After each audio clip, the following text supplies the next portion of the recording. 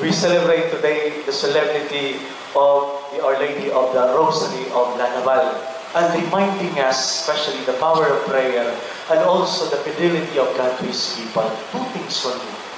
Dahil sa kapangyarihan ng kasal, ang dinadasal natin sa buwan ito, ang Santo Rosario. My dear friends, siguro may mga karanasan kayo na sa buhay natin may mga instances talaga na masasabi natin wala nang pag-asa.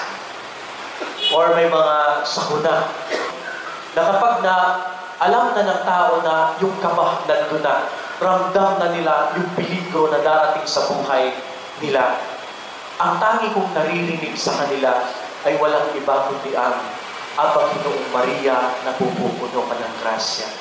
Ang Panginoon Diyos ay sumasa iyo. Sa bawat pagdarasal natin ng Santo Rosario, naaalala natin si Maria at tayo ay nagiging katulad niya, na kung saan dalawang katangian, ang pagiging bukas sa Diyos at ang pagiging mapagkumbaba. Na kung saan ang ating Ebanghelyo, ganun din ang sentro. Siya ay naging bukas sa mensahe ng Diyos na maging ina ng kanyang anak. Maging ina ng Diyos. Our Lady of the Holy Rosary of Lanaval, pray for us.